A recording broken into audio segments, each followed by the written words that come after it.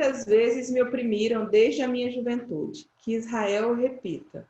Muitas vezes me oprimiram desde a minha juventude, mas jamais conseguiram vencer-me. Passaram arado em minhas costas e fizeram longos sulcos. O Senhor é justo. Ele libertou-me das algemas dos ímpios. Retrocedam envergonhados todos os que odeiam Sião.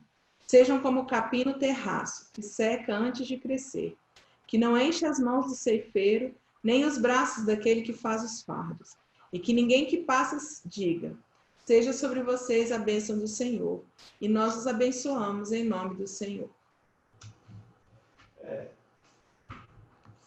O que lhe chama a atenção nesse salmo?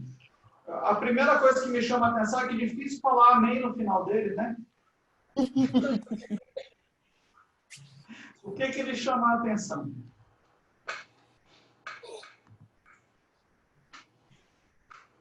Leia aí de novo. O verso 8. Oi? O 8. Verso 8. E que ninguém que passa diga, seja sobre vocês a bênção do Senhor. Nós o abençoamos em nome do Senhor. O que chama a atenção nisso? Eu estou entendendo que não é para ninguém querer me abençoar, é isso? Nós os abençoamos? É para o povo de Deus não abençoar ninguém. Não abençoar ninguém que se levante contra o povo, né? Os inimigos. Uhum. E aí? O que lhe chama a atenção? O que você destaca? Ou então, assim, que você fala, isso aqui eu não estou entendendo, não. A angústia dele, desde a mocidade dele, é uma coisa que tormenta ele. Oi? Aldenise, eu não ouvi. Não, a angústia, né, que é uma coisa assim, desde a mocidade dele, que ele reforça aqui por tantas as vezes, né, tanto no 1 quanto no 2, né, isso foi uma coisa que parece que marcou feridas muito fortes nele. E é interessante, no português, a gente tem uma figura que chama o aumentativo superlativo, né? A gente fala santíssimo, a gente fala puríssimo, né? E no hebraico não tem essa estrutura. Tá? Então, como é que eles dão a ênfase quando eles estão querendo dizer que aquilo é muito? Eles repetem. Tá? E aí, quando você destaca isso, no verso 1 no verso 2, ele está falando, ó, muitas vezes me oprimiram. E lá no verso 2 eles voltam, muitas vezes me oprimiram. Né? Ele está falando que a opressão foi muita, ao ponto dele quase não suportar. Né? Lembra do Salmo da quarta-feira? Que ele coloca isso, eu estou quase sem aguentar de tanta questão que nos é apresentada. É o mesmo contexto, a mesma ideia. A repetição dá a ênfase, tá? e dá o volume da coisa. Né? Havia muita perseguição mesmo. E desde o começo, né? Desde a juventude. É a mesma coisa com... misericórdia foi no Salmo da quarta-feira, que ele falava 3 vezes misericórdia. Você lembra disso? Uhum. Aqui é a mesma coisa. O que lhe chama a atenção? Ele é perseguido, mas não é destruído. Ótimo. Mas tem a perseguição. Mas Deus está com ele. Agora é junto. Tá baixo. Quando eu vi esses 2 primeiros versículos que ele repete, eu imaginei bem um cântico mesmo, assim, né? Uma pessoa fala e o resto repete, né? Como se fosse uma coisa assim. E ele, não sei que período que foi escrito esse salmo, se foi ali no cativeiro, né? Mas parece que realmente, assim, ele foi bastante perseguido. E esse último versículo que minha mãe mencionou, eu vejo que, assim, ele está falando isso contra aquelas pessoas que odeiam Sião, né? O versículo 5 fala, retrocedam envergonhados os que odeiam Sião, e que ninguém que passe por eles abençoe eles. Acho que é isso que ele quer dizer também. E o que significa Sião, Rodrigo? Então, Sião é Jerusalém, né? O monte onde foi construído Jerusalém ali, né? Aquele monte. Então, Dois montes, né? Dois montes. 2 montes, Sião e Moriá. Moriá. Quando ele fala Sião, ele está se referindo à cidade como um todo. Mas o que você destaca ali? Por que ele está falando? Será que está querendo, tá chateado aí por alguém que odeia a cidade dele? Será que é isso? Não, que odeio, na verdade é que eu odeio o nome de Deus, né? Ótimo. Porque Sião representa o local onde Deus escolheu para fazer a sua morada. Então, aqueles que odeiam Sião pode ser interpretado como aqueles que odeiam o próprio Deus, que quer destruir até o local onde Deus é adorado, ou a partir do local onde Deus é adorado. Por isso que ele está falando aí que não vai dizer para essas pessoas que não querem nada com Deus, Deus te abençoe, porque Deus não vai abençoar.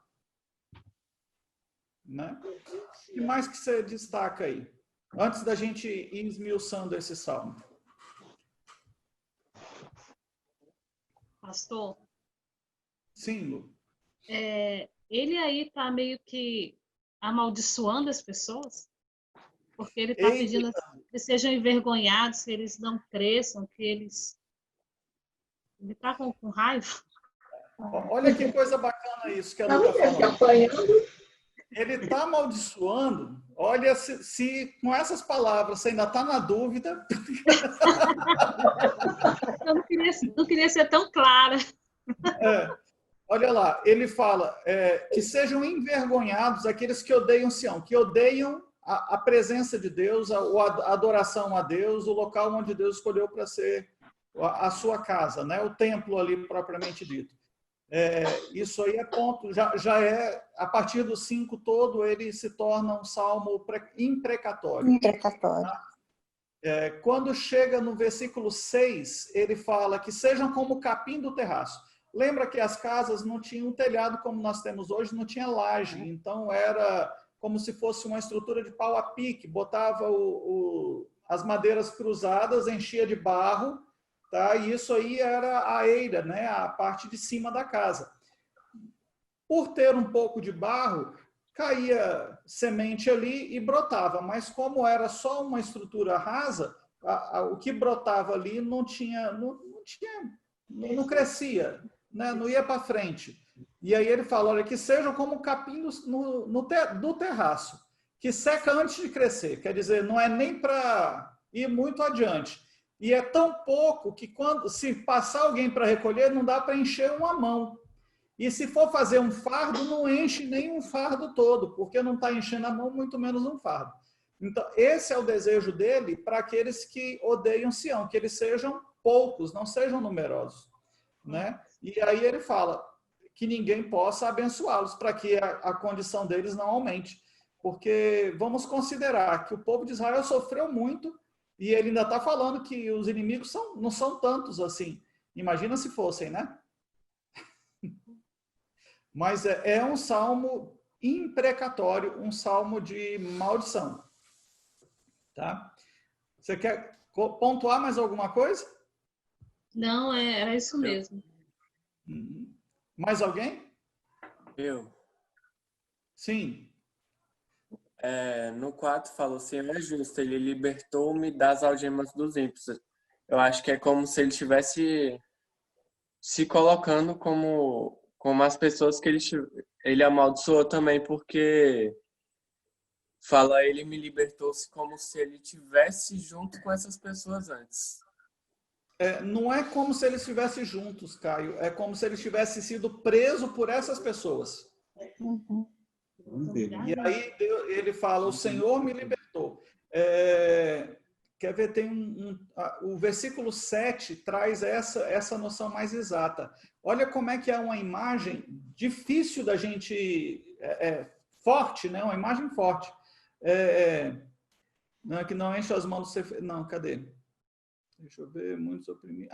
É o 3. É o 3.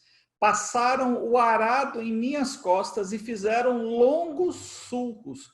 Lembra que o arado é aquela ferramenta que vai em forma de cunha, que tem uma lâmina na ponta, o boi vai puxando ou o cavalo vai puxando, ele vai entrando na terra, rasgando a terra, abrindo como se fosse uma vala, abrindo em dois.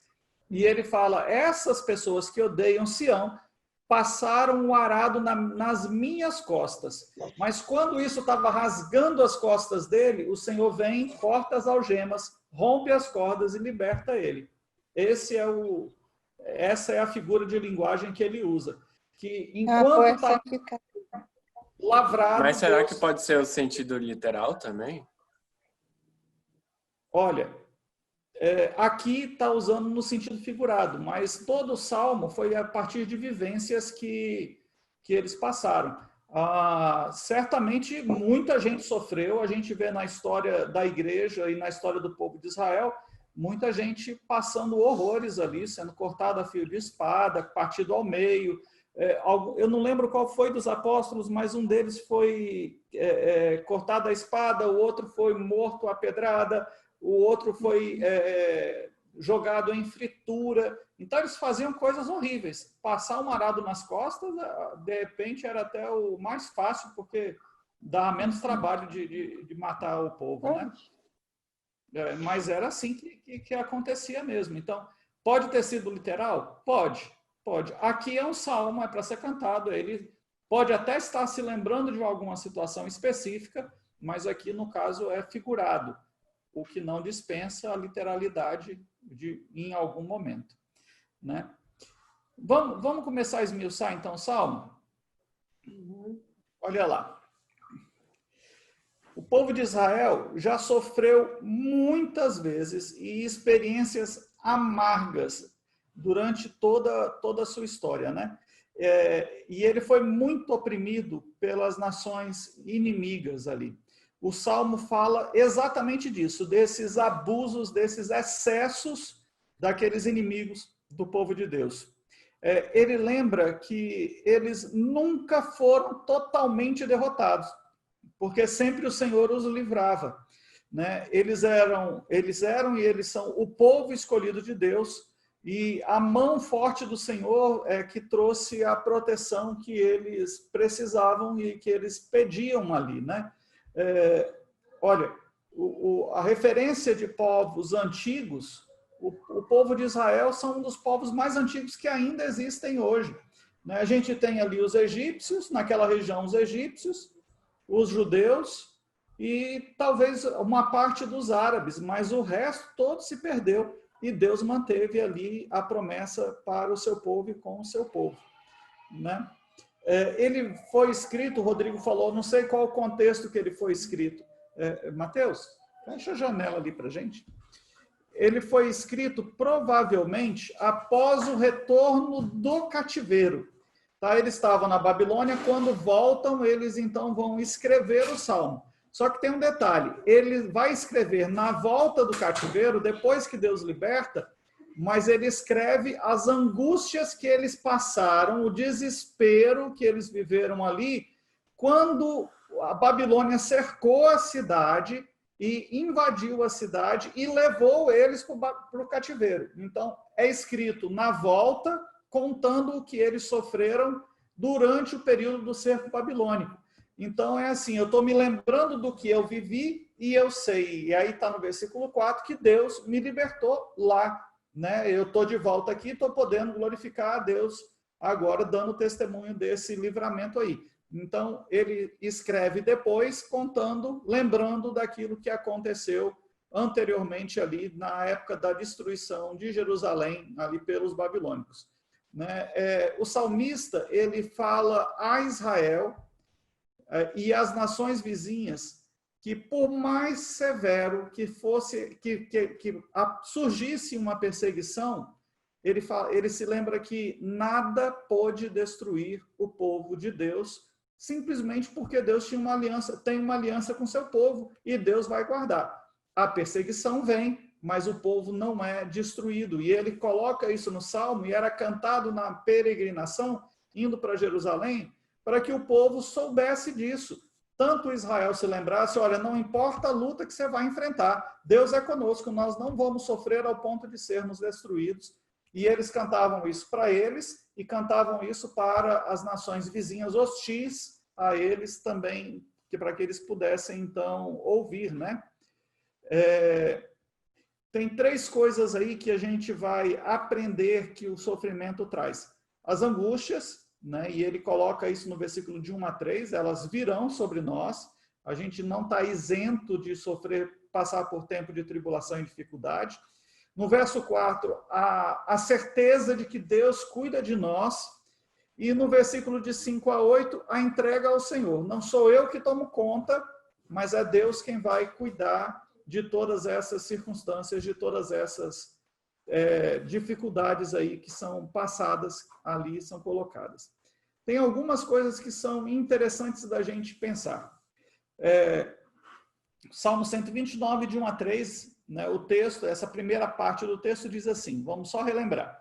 Muitas vezes me oprimiram desde a juventude. Que Israel repita, muitas vezes me oprimiram desde a juventude, mas jamais conseguiram me vencer. Passaram o arado em minhas costas e fizeram sulcos. Mas o detalhe que ele coloca aí é, nós passamos pelas angústias, mas nunca fomos derrotados. E isso é uma bênção, irmãos, da gente se lembrar disso o tempo todo. Porque a gente, às vezes, acha que ser cuidado por Deus é não sofrer nada. E Deus está olhando, nesse salmo, ele está falando, olha, eu estou cuidando. E, inclusive, no meio da tribulação. Nunca ninguém venceu o povo de Israel. E ele destaca isso com muita clareza. Aí ele coloca isso de forma muito clara. Perseguição não é nada estranho para o povo de Israel. E nem para a igreja. Nós sempre fomos perseguidos. O povo de Deus, desde o Velho Testamento até agora, sempre foi perseguido. 1 Pedro 4, 12 e 13 diz, amados, não se surpreendam com o fogo que surge entre vocês para os provar, como se algo estranho lhe estivesse acontecendo. Mas alegrem-se à medida que participam dos sofrimentos de Cristo, para que também, quando a sua glória for revelada, vocês exultem com grande alegria. Então, o que Pedro está registrando aí para a gente? Ele está falando, olha, não se assustem, as tribulações vão chegar, elas são para nos provar, e a prova, é bom os irmãos lembrarem que a prova não é para nos destruir, é para nos aprovar, nos fortalecer, né? E ele fala, olha, quando isso acontecer, se alegra, porque esse sofrimento vai fazer vocês parecerem mais com Cristo, vai trazer maturidade espiritual e a glória de Deus vai poder ser revelada através da vida de vocês. Então, está vindo o sofrimento? Exultem, se alegrem sobremodo, porque Deus está cuidando da vida de vocês, inclusive nesse momento de tribulação. Quando Deus chama Abraão, lá no Velho Testamento, lá em Gênesis ainda, Deus fala o que ia acontecer. E a gente, às vezes, passa por esses textos e distrai.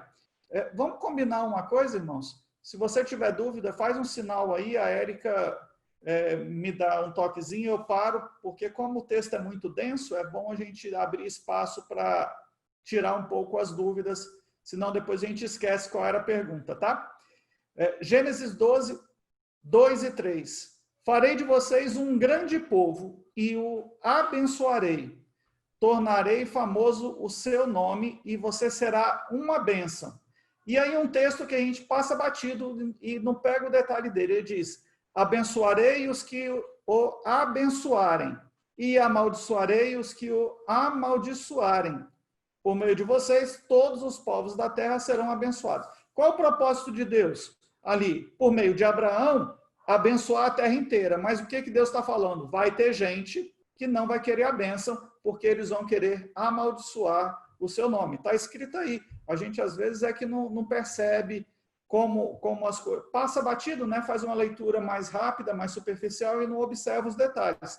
O que Deus está falando para Abraão? Vai ter gente que vai te abençoar, mas vai ter gente que vai querer amaldiçoar a sua vida. E esses que querem amaldiçoar, eu é que vou resolver. Eu é que vou vingar, aí vou tomar as providências cabíveis. Aí. O texto coloca, desde a minha juventude eu tenho passado por angústias, né? O Denise até falou isso. O salmista, ele personifica a nação de Israel, é como se ele ali estivesse falando em nome de todo o país. E aí, quando ele fala desde a minha juventude, não é a pessoa do salmista. Ele está falando desde que Israel começou a se tornar uma nação, ela tem passado por enfrentado dificuldades, angústias e enfrentado os inimigos, né? Ele se coloca como se fosse falando em nome da própria nação, né? E foram muitos os ataques que Israel sofreu. Vamos lembrar de alguns? Lá no começo, lá em Gênesis, em Êxodo, os egípcios queriam afogar mandou que se matasse afogado todos os meninos. Lembram-se disso? As parteiras teriam que, assim que nasceu, era homem, botava no cesto, jogava no rio para ser devorado pelos animais do rio Nilo. Né? Era quase que como uma oferta de sacrifício de crianças ali. Né? E o curioso disso é que, como é que Faraó e os seus exércitos morrem? Você se lembra? Afogado no mar. Afogado. O que ele queria fazer com os hebreus? Afogar para não haver descendente. O que Deus faz com ele? Afoga todo o exército de Faraó. Né? Os assírios fizeram um cerco em volta da cidade e queriam destruir a cidade, ali, matar o povo de fome. Deus manda uma confusão no meio deles e quando os leprosos chegam lá, já não tinha mais ninguém, eles mesmos tinham se destruídos. O próprio Deus tomou a providência. Belsazar, lá na Babilônia, ele faz uma festa, manda trazer os utensílios do templo e profana aqueles utensílios ali, né? E coloca todos os utensílios sagrados em meio a uma orgia. A mão de Deus aparece, escreve na parede, Tekel, Tekel, Menem, Parsis. O seu governo foi pesado e você vai ser destituído. Ele chama Daniel faz a tradução e fala, hoje mesmo você vai perder o seu reinado.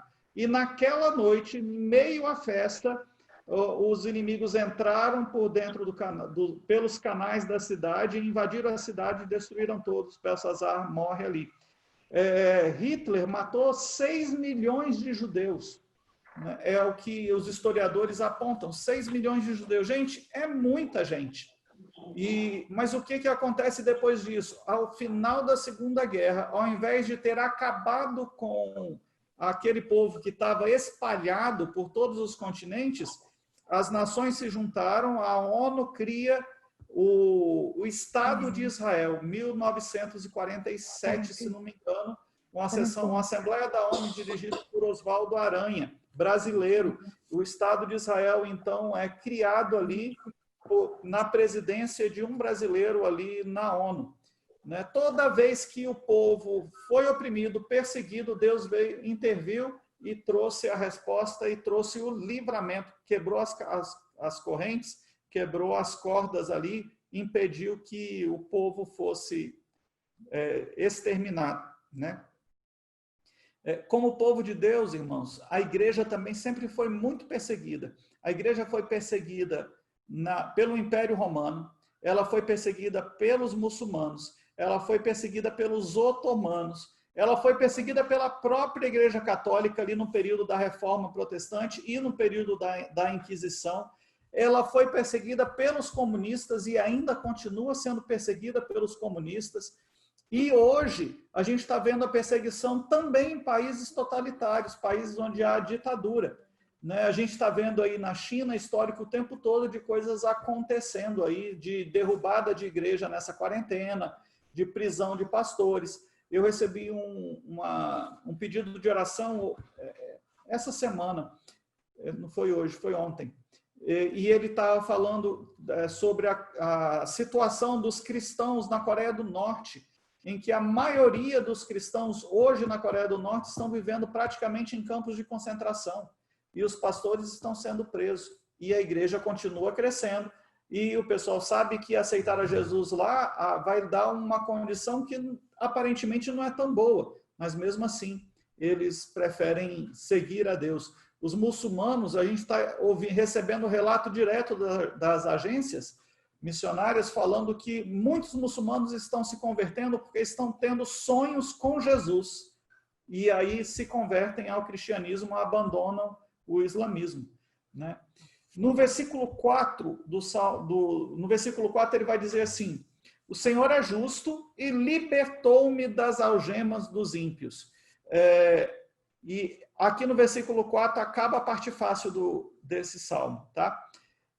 Ele vai colocar a libertação, a certeza da libertação.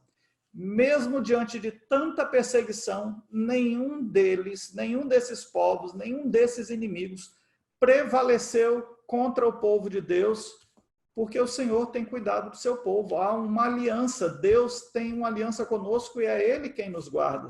As cordas, as correntes aqui foram, as algemas, como diz a minha tradução aqui, foram rompidas.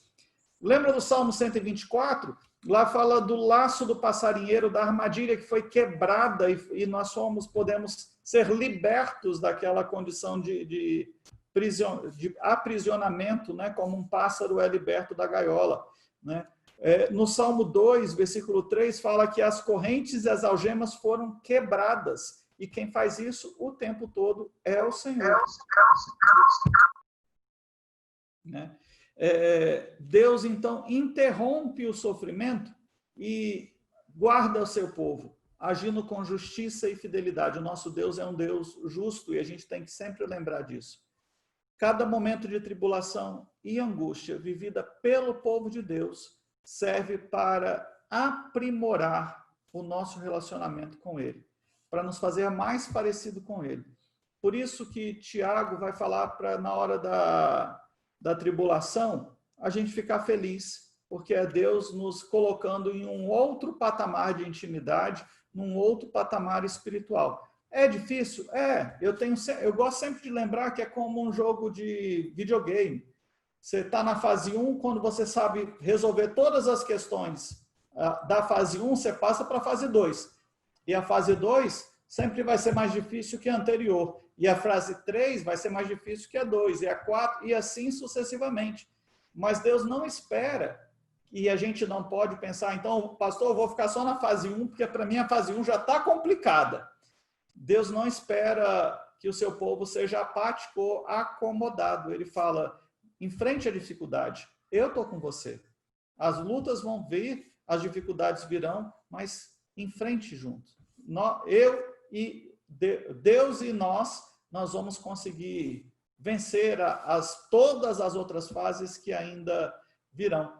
1 Pedro 4,19 diz assim, por isso mesmo, aqueles que sofrem de acordo com a vontade de Deus devem confiar sua vida ao seu fiel Criador e praticar o bem. A coisa está difícil?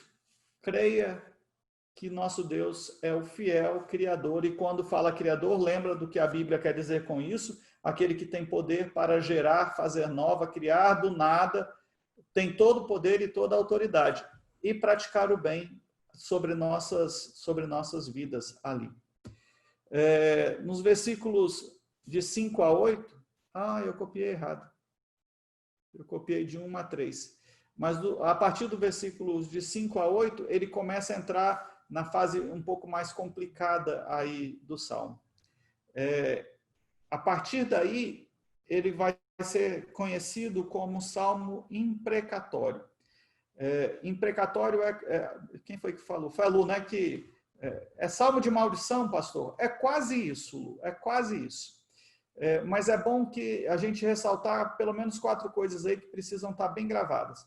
As imprecações não é um desejo de vingança pessoal. Olha, esse cara fez isso comigo, Deus vai lá e mata. Não é isso. Deus não é o vingador nesse nível, né, de vingança pessoal. Os salmos imprecatórios não são para vingança pessoal. É para entregar os inimigos nas mãos de Deus.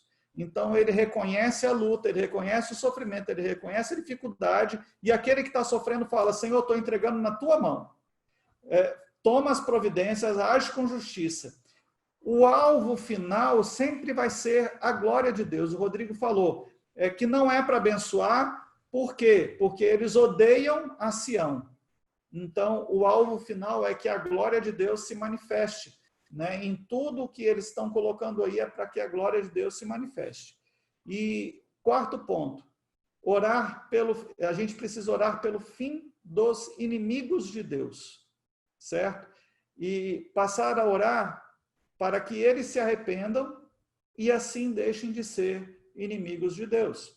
Porque se você lembrar, quando Jonas vai lá e dá o recado a Nínive, se não se arrepender aqui vai morrer todo mundo, eles se arrependeram e Deus salvou a cidade. Acabou os inimigos. E o texto, na sequência ali do livro de Jonas, vai falar o quê? Que a partir dali houve um grande período de paz para o povo de Deus, porque os inimigos se converteram, se renderam ao Senhor. Tá? Augusto Nicodemos usa essa expressão, eu anotei porque fica bem legal. Ele fala assim, a oração nossa tem que ser assim, converte-os. Mas se não se voltarem para ti, só lhes resta o juízo e a condenação. Esse é a ideia central do Salmo imprecatório.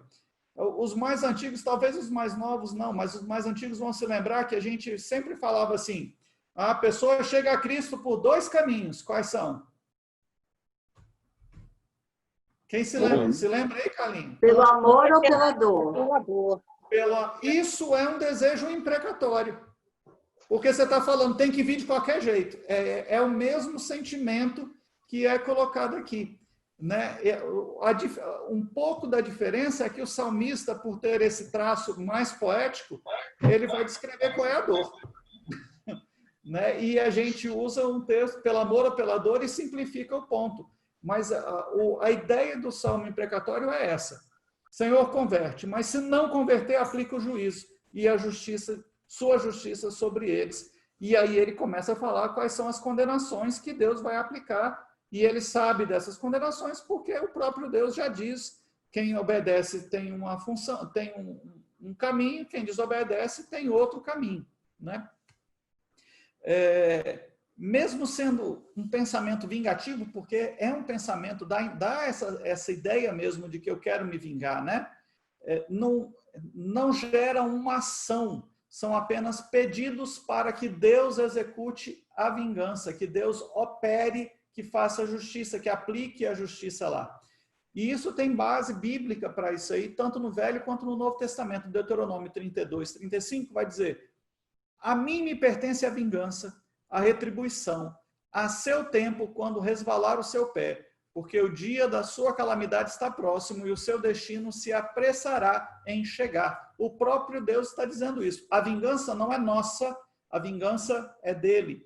No versículo 43 do mesmo capítulo diz, louvai, ó nações, o seu povo, porque o Senhor vingará o sangue dos seus servos. É ele quem toma conta de nós. Né? Tornará a vingança dos seus adversários e fará expiação pela terra do seu povo. É Deus falando, pode orar por mim, pode me pedir, mas quem vai fazer, quem vai executar sou eu. A vingança pertence ao Senhor. Né?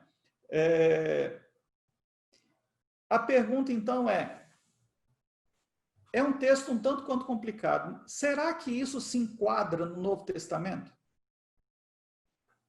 Na ética cristã do Novo Testamento? Qual a sua ideia sobre isso? Você poderia hoje orar um salmo imprecatório contra os inimigos? Não os seus, mas os de Deus, tá? Qual é a diferença? O seu é pessoal. Os inimigos de Deus é aqueles que estão te atacando por causa da sua fé. Mas se mexer com o ungido de Deus também não é errado?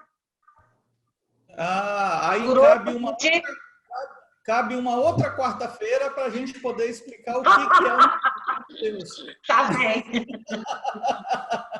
Porque a interpretação do ungido de Deus, ela vai além de ser a liderança da igreja, a liderança pastoral, o contexto é bem mais amplo e traz um outro significado que a maioria das vezes a gente interpreta errado. Tá? Mas e aí? A gente pode orar um salmo imprecatório? A Alessandra está ali, está ficando loura, de tanto que está esquentando a cabeça, pensando. Só mexe comigo, né? Mexe com a Lu. Isso aí, pastor. Eu tenho a impressão que é uma coisa muito histórica, assim, da forma como ele fala. Tudo bem que é poético, mas parece muito assim com aquela época de guerra que eles viviam. Então, não sei se aplica exatamente o salmo. Fala assim, orar um salmo desses. Eu acho que você pode fazer alguma oração, tipo, na mesma linha, mas orar o salmo em si, eu não sei. Eu acho ele muito histórico, assim. Ele é muito focado naquela época.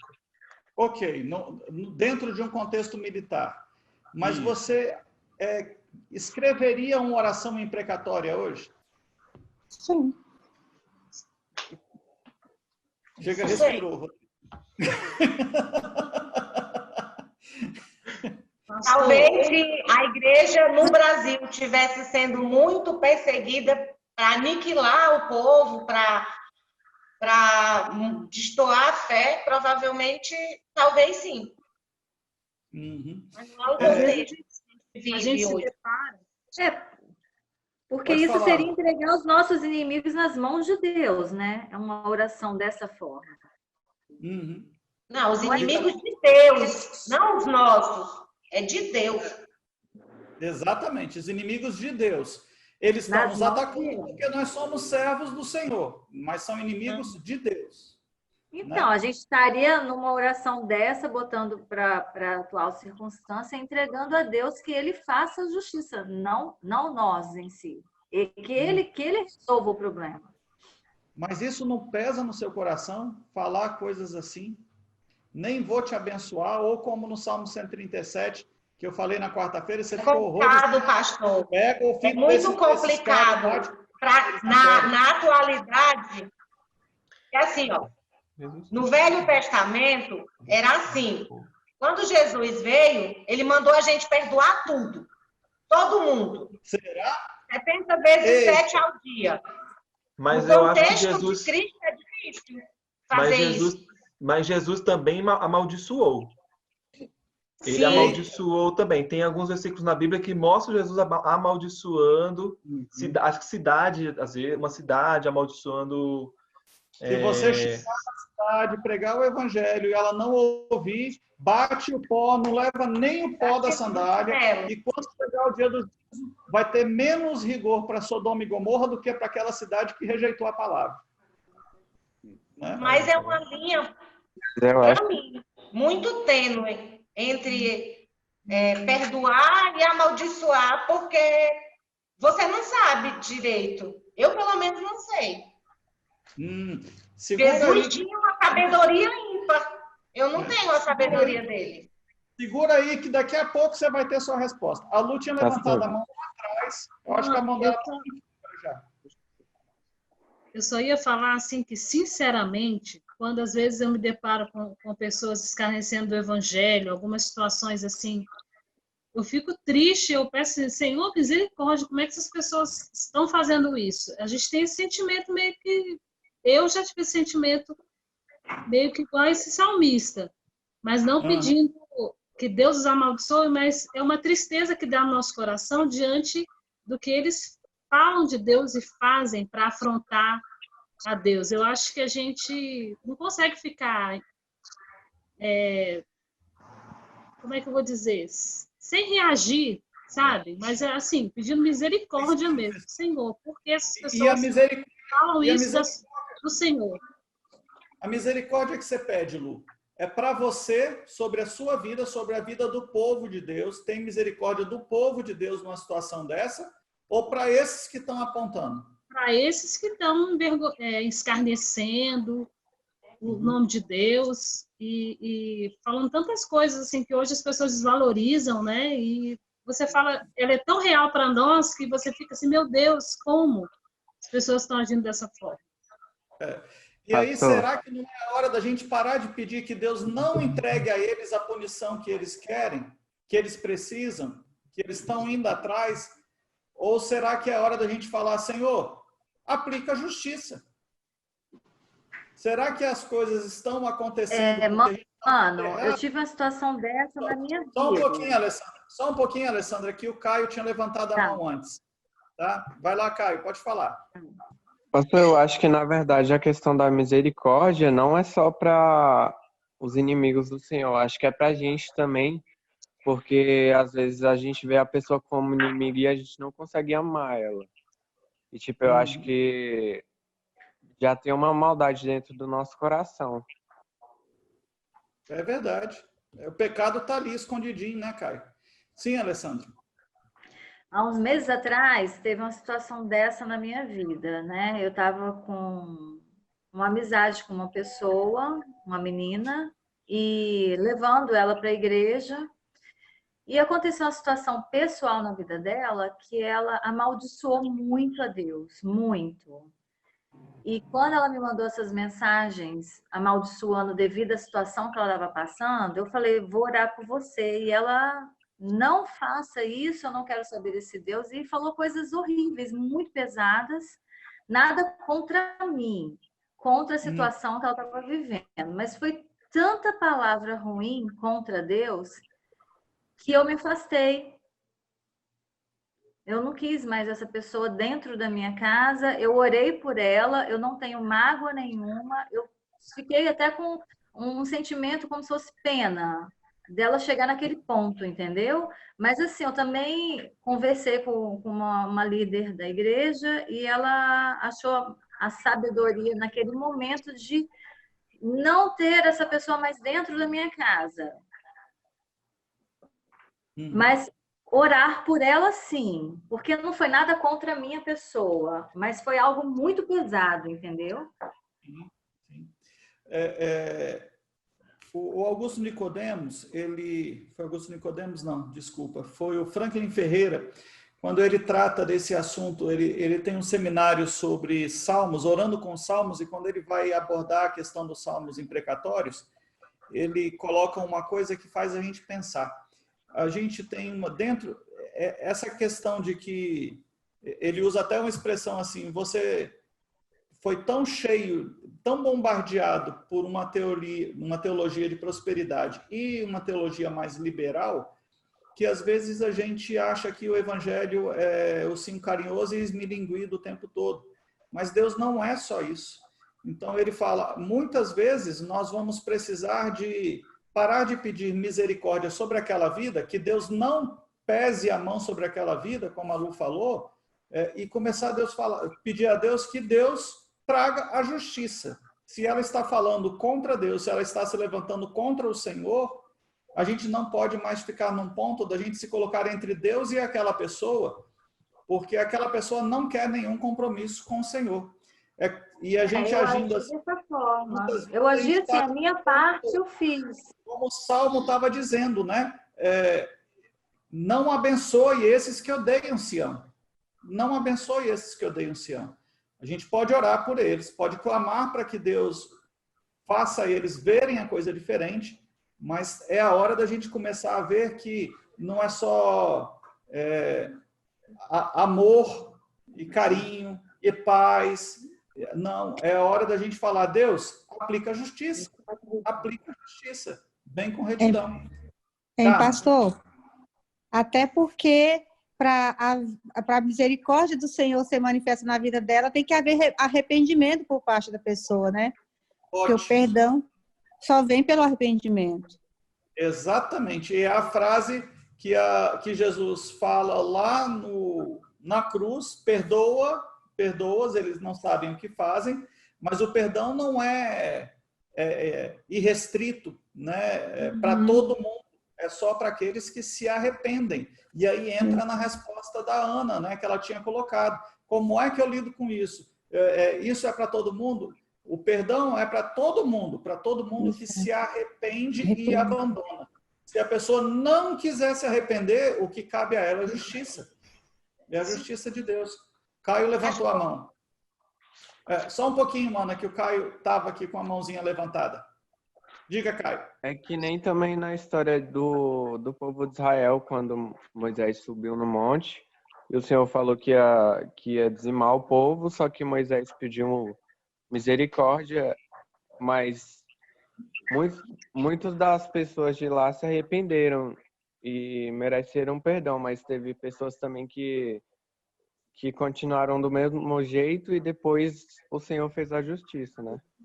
Não foi nem do mesmo jeito, não, Caio. Quando Moisés desce do monte, ele encontra o bezerro de ouro, ele clama a Deus que aplique a justiça, muitos ali já morrem na hora, ele manda triturar o bezerro de ouro que foi feito e obriga todos os que não foram mortos a beberem aquela água para não sobrar nem pó de ouro.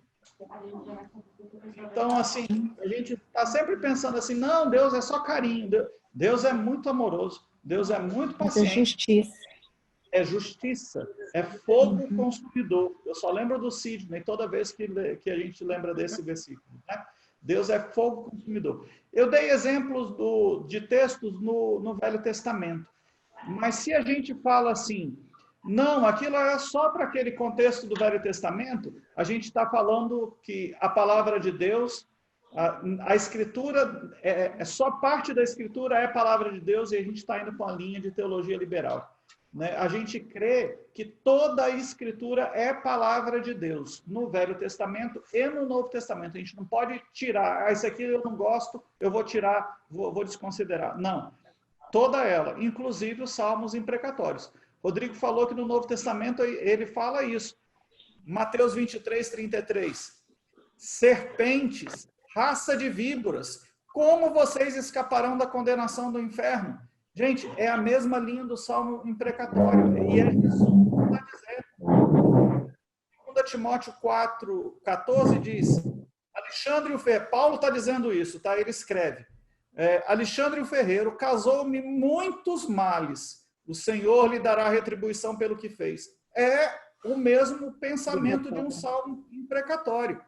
E aí você fala, isso não está muito santo, não. Então, Apocalipse 6, de 9 a 11, os santos, aqueles que haviam, os mártires, diante do trono de Deus, já na presença do Senhor, não tem pecado, porque senão não podia estar na presença de Deus. Eles clamam, Senhor, até quando não vingarás o sangue do justo que foi derramado? No capítulo 18, verso 20, celebrem, isso aqui é fantástico, celebrem o que se deu com ela, ó céus, celebrem, ó santos, apóstolos e profetas, Deus julgou e retribuiu-lhe o que ela fez a vocês. O que ele está falando? Deus vai fazer justiça e nós vamos poder celebrar, porque a justiça de Deus está sendo feita. Não porque o inimigo está sendo destruído, mas porque Deus está fazendo valer o seu poder e a sua direção ali. Esse é o conceito dos salmos precatórios, né? Imprecatórios, né? Aí qual o contexto disso tudo para a gente poder entender por que se escreve isso? Especificamente aqui no Salmo 129. Hein, pastor? Pecado. Sim. Só antes de você passar no contexto, só para entender também assim, poderia ser para nós também, levando em consideração aquela passagem que Jesus amaldiçoa a figueira e a figueira seca, porque ele foi lá pegar um fruto, não tinha, e ele amaldiçoou a figueira secou. E não poderia ser também para a gente, que a gente como crente, se a gente não der frutos, a gente também não está sujeito a isso também? A maldição? Cabe para a gente, Deus espera frutos de nós, mas especificamente ali, Rodrigo, nessa passagem, tem duas coisas que são interessantes da gente lembrar. O contexto é, Jesus está indo para Jerusalém, na ida ele encontra uma figueira, a figueira está frondosa, ele sobe na figueira e não tem figos, não é isso? E aí ele vai para amaldiçoa, vai para a cidade, no final da tarde, quando ele está voltando, o texto diz que a figueira secou desde a raiz. Os discípulos ali ficam admirados com aquilo, e a resposta de Jesus é que se você tiver fé do tamanho do grão de mostarda, você vai dizer para esse monte, sai daqui, vai ser lançado ao mar, e ele vai ser lançado ao mar. E aí tem duas coisas que são interessantes para a gente considerar. A gente pode olhar para o texto e falar, aquele que não dá fruto está sendo comparado à figueira ali, e vai ser amaldiçoada. Tá? Eu não diria que Deus está colocando, Rodrigo, o servo dele como uma figueira que vai ser amaldiçoada, porque o servo dá fruto. Mas tem muitos que estão entre os servos, mas que não dão frutos. Ok? Vão causar confusão. Como o joio e o trigo. Ok? Não são servos. Não são servos, tá? Mas estão ali, tem toda a aparência de servo. Faz tudo o que um servo faz, fala até o crentez, se veste como crente, anda como crente, mas nunca teve um encontro com Jesus, verdadeiramente falando. E aí, quando Jesus vier procurar o fruto, ele vai chegar o momento que ele vai pedir o fruto, não vai haver, e vai chegar, então, a justiça e a condenação sobre eles. Né? Então, dá para entrar aí, e é uma ilustração prática de um salmo imprecatório. Né? É uma vivência prática do salmo imprecatório. Ok? Vamos ver o contexto do salmo. Por que se chega numa coisa tão dura, tão pesada? Olha lá. Como é que começa? O povo de Israel, os judeus, se afastam de Deus, o reino já está dividido, Israel, o reino do norte, já tinha sido tomado, só tem o reino do sul, Judá, eles se afastam de Deus. Tá? O pecado leva à queda, a queda quebra a aliança que eles tinham com Deus, e a quebra da aliança, Deus manda então a destruição para Jerusalém. Ok? A origem de tudo, então, é o pecado ali da nação, o pecado da nação. O cativeiro vem para corrigir o povo, certo? Por isso que eu tenho falado repetidamente. Ah, pastor, o que a gente está passando aí do Covid, do mundo inteiro, é para o povo se voltar para Deus. Não, é para os servos do Senhor se voltarem para Deus. Porque Deus, ele espera que os seus servos se voltem para ele. Ok? Se ele espera que uma pessoa que não conhecia ele procure, ele vai tocar, ele vai ser feito servo e aí sim ele vai buscar ao Senhor. Tá? Mas isso tudo que a gente está passando é para que a igreja volte a adorar a Deus dentro dos padrões que Deus espera. E a gente vai ter que aprender a conviver e descobrir isso nos debruçando na palavra, até que Deus traga a transformação que a gente precisa. Tá? A cidade foi, então, cercada pelos babilônicos. Tá? Os babilônicos vêm, Nabucodonosor vem, cerca a cidade. O cerco geralmente durava de 1 até 3 anos. Como é que eles faziam? Eles circulavam a cidade inteira, cercavam mesmo a cidade, não precisava estar perto, tinha que estar distante, mas eles bloqueavam toda a fonte de água, não deixava mais passar alimento e esperava a cidade morrer à míngua. Era assim que acontecia lá. Conforme o alimento ia faltando, as pessoas iam ficando mais desesperadas e eles mantinham o cerco ali, até que a cidade não aguentasse mais. Lembra que Jerusalém foi construída numa montanha, 750 metros acima do nível do mar. E os reis de Israel, de Judá, construíram passagens secretas ali, de entrada e de saída da cidade, sem precisar passar pelos portões da cidade. Tá? A população, então, começou a usar essas passagens secretas para fugir do cerco. Entrava nos túneis e saía lá na frente depois dos cercos. Tá? E aí vai acontecer uma coisa que é bem interessante da gente poder observar. Olha que coisa interessante.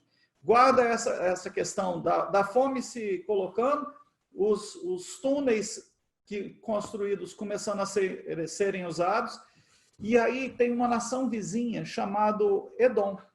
Tá? Edom são os descendentes de Esaú, uma nação irmã de Israel. Mas os edonitas, o que eles faziam? Eles montaram ciladas ali, sabiam onde estavam os túneis, e quando os judeus saíam para fugir do cerco, eles capturavam os judeus e entregavam na mão dos babilônicos. Tá? O que Nabucodonosor e seu exército ali fazia? Eles pegavam essas pessoas que estavam fugindo da fome de dentro da cidade, fugindo do cerco, que os edonitas capturaram, e empalavam essas pessoas vivas. Você sabe o que é o empalamento? É pegar uma madeira, tá, e fazer você sentar nela até que isso saia pela sua boca ou pelo seu pescoço aqui do lado. Isso você vivo. Vai rompendo todo o seu intestino, estômago, pulmão, até sair na boca aquilo dali, e deixava a pessoa ali, morrendo com todo aquele sofrimento. Esse era o contexto desse salmo sendo escrito. Sabe? Chega, dói na gente só de pensar nisso. Quando essas pessoas morriam, eles esperavam o cadáver começar a apodrecer, colocavam os corpos em catapultas e jogavam para dentro das muralhas, para poder encher de doença a cidade, porque eles não podiam sair da cidade para poder enterrar os corpos. Então aquilo ia se amontoando, aqueles cadáveres iam se amontoando ali dentro. Você imagina como é que não ficou a cidade cheia de corpos, de gente que já morria lá dentro, porque morria de fome, morria de doença, e toda hora um cadáver voando sendo lançado por cima do muro. Era uma situação terrível. E lá em Obadias, capítulo 1, Obadias narra essa situação e ele registra, o livro de Obadias está dentro desse contexto. Ele vai escrever assim, ó: por causa da violência feita a teu irmão Jacó, falando dos edonitas, cobrir-te-á a confusão e será exterminado para sempre. É interessante que a profecia de Obadias contra os edonitas se cumpre literalmente. Quando você vai para a região da Jordânia, você vai encontrar uma cidade que levou muitos anos para ser descoberta, de nome Petra. É uma cidade ali no meio do deserto, que toda esculpida na rocha. E durante muitos anos se pensou que era uma civilização avançada e não sei o quê, e pererê. E conforme os arqueólogos foram pesquisando, eles foram descobrindo que aquela cidade construída na pedra eram só túmulos, era o cemitério para enterrar aquele povo que já não existe mais, os edonitas. Deus cumpriu. Aquele povo foi exterminado. Não tem traço daquele povo nos dias de hoje, né? Eles atacaram o povo de Deus. Eles agiram com deslealdade para com seus irmãos. Deus castigou, se vingou ali daquilo que estava acontecendo, né? Agora tu imagina, vamos olhar para dentro do contexto da cidade. Os recursos estavam acabando. Fome e sede, porque não tinha água. 750 metros acima do nível do mar, difícil chegar água lá em cima, tá? Quando chega numa situação dessa de cerco, o que as cidades faziam naquela época? Priorizavam a alimentação para os soldados, e não dava mais alimentação para a população. Porque na hora que o exército inimigo viesse entrar, os soldados precisavam estar fortes para defender a cidade. Ao contrário, eles geralmente colocavam a população na frente para ser morta primeiro, para poder dar espaço para os soldados poderem se organizar e lutar, né? Então, o contexto é horrível. O contexto é horrível. É um filme de terror, né? A população, então, começa a se alimentar de cavalos, de animais domésticos, cães e gatos.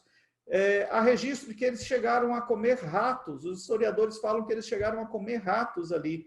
E imagina a nojeira que estava aquela cidade lá. E alguns profetas, alguns textos do Velho Testamento falam que em determinados cercos eles chegaram a matar as crianças, ou as crianças que morriam, eles comiam a carne das próprias crianças, né? Os babilônicos, então, destruíram, depois de um cerco prolongado, eles destroem os muros em 2 pontos para evitar que alguém escape. Sabe aquela coisa assim, estão quebrando aqui na frente, eu vou correr para o fundo, mas já estão quebrando no fundo e você chega lá e você não tem mais para onde correr, volta que não tem mais para onde correr? Foi isso que os babilônicos fizeram ali. As crianças e as mulheres foram mortas primeiro. Tá? E especificamente para as mulheres era terrivelmente cruel essas batalhas, porque antes de serem mortas, às vezes elas eram estupradas pelo batalhão inteiro e depois elas eram mortas, né? Vários homens cometendo ali o estupro sobre aquelas mulheres para depois tirarem a vida delas ali. Esse é o contexto. O rei e os príncipes eram levados para a praça pública e, nesse caso da invasão do cativeiro, o registro diz que o próprio Nabucodonosor desce do seu cavalo, com toda a armadura, segura a cabeça do rei de Israel e dos seus príncipes e aperta os olhos assim, enfia os dedos por dentro até cegar os olhos daquele rei. Esse rei era amarrado junto ao cavalo do rei Nabucodonosor e eles voltavam para a Babilônia levando aquele homem agora cego, sangrando o tempo todo, sujo pela guerra que está ali, naquela condição toda. Era um troféu de guerra ali para dentro daquele contexto. Né? Ezequiel, vivendo esse contexto ali, ele usa a imagem do Deus, dá a ele a imagem do vale dos ossos secos. É uma referência, e a gente passa batido na interpretação, é uma referência da quantidade de gente que morreu. Tanto que quando ele fala profetiza aos ossos, e os ossos ganham forma e ganham estrutura, é o exército de Deus que está ganhando estrutura de novo, não são os inimigos. Então, tu imagina a quantidade de gente que morreu ali, dentro desse cerco ali de Jerusalém. E, por fim, eles destroem a cidade toda, roubam, saqueiam um templo e incendeiam toda a cidade. Né? Pouca coisa fica de pé. Os sobreviventes, eles eram amarrados pelos pulsos e pelo pescoço. Amarrava a mão e a corda vinha, amarrava o pescoço, do seu pescoço ia para a mão do de trás e para o pescoço do de trás e assim sucessivamente. Agora, tu imagina, são 709 quilômetros de Jerusalém a Babilônia. Essas fileiras enormes de escravos agora sendo conduzidas. Alguém caía no meio do caminho porque estava ferido, porque tinha quebrado uma perna na hora da fuga, alguma coisa assim. Tu pensa que o soldado babilônico ia lá, cortava a corda e fala, o resto pode ir, deixa esse aqui que está morto. Não, não era assim que fazia. A pessoa caía, eles vinham, chutavam, batiam, chicoteavam os outros, e quando se chega na Babilônia, era um grupo de escravos carregando uma fileira de mortos amarrados por uma corda. A situação era tremendamente horrível, tremendamente horrível. A gente lê tudo isso, mas a gente não tem noção da dor, e agora quando a gente detalha algumas coisas, a gente fala, agora faz sentido, tá escrevendo um salmo imprecatório. Faz sentido esse povo dizer isso, querer isso para os seus inimigos, porque eles sofreram sobremodo na mão dos seus inimigos. E aí a pergunta é, como você oraria a Deus, que é completamente santo, reto, íntegro e justo, diante de uma cena dessa? Será que você oraria, Senhor, perdoa, eles não sabem o que fazem? Ou será que você ia escrever rapidinho um salmo imprecatório? Senhor, faz vingança, põe a sua mão aí, opera a justiça. É interessante que eles não pedem forças para se vingar. Eles não tinham nem condições de pedir força para se vingar. O que é que eles fazem? Eles colocam na mão de Deus e eles reclamam, Senhor, retribui. A vingança está na sua mão. Eu não tenho nem condições de me vingar, mas retribui. Né? Faz a sua obra aí. Não pense, irmãos, que o nosso Deus é só paz e amor. Não é. Ele também é fogo consumidor. A gente precisa entender, e ao conhecê-lo, a gente precisa saber o que é temor e tremor diante desse Deus Todo-Poderoso, que só escapamos dele porque um dia nos arrependemos e buscamos a sua orientação e a sua vontade, porque senão também estaríamos debaixo da mão desse Deus. Né? Diante dos inimigos na cruz, Jesus diz, Pai, perdoa-os, mas é o que o Rodrigo falou. O perdão é oferecido mediante arrependimento. Aqueles que não se arrependem, o que cabe a eles é a condenação. Mesmo na cruz, se a gente olhar todo o contexto do Pai perdoa-nos, também está dentro de um contexto no Salmo precatório, de Deus falar, se houver arrependimento, há salvação, mas para aqueles que não se arrependem, que se mantêm inimigos de Deus, o que lhes cabe é a condenação. Para a gente partir para uma aplicação, olha só, todos nós sofremos angústias e tribulações, mas isso não significa que Deus nos abandonou. Deus está sempre conosco, Deus está sempre ao nosso lado. A gente precisa orar para que os nossos acusadores se arrependam, porque ao se arrependerem, eles deixam de ser acusadores. mas a gente precisa pedir a Deus e colocar nas mãos do Senhor todos esses que se levantam contra a ação de Deus. A gente precisa lembrar que a gente precisa orar mais para que a justiça de Deus se revele sobre a nossa vida, sobre a vida dessas pessoas que estão ao nosso redor, ou através da salvação, ou através do juízo. A gente tem vivido um evangelho muito, muito sim, carinhoso, vamos usar essa expressão assim, né? Quando às vezes é preciso ser mais pontual em algumas orações, em algumas colocações. A gente só vai conseguir fazer isso, orar para que a justiça de Deus se manifeste, salvando ou demonstrando o juízo, se a gente estiver unido a Cristo. Porque se a gente não estiver unido a Cristo, o nosso coração enganoso vai querer pedir vingança. E o salmo imprecatório não é para pedir vingança, é para pedir justiça. E não a nossa justiça, mas a justiça de Deus.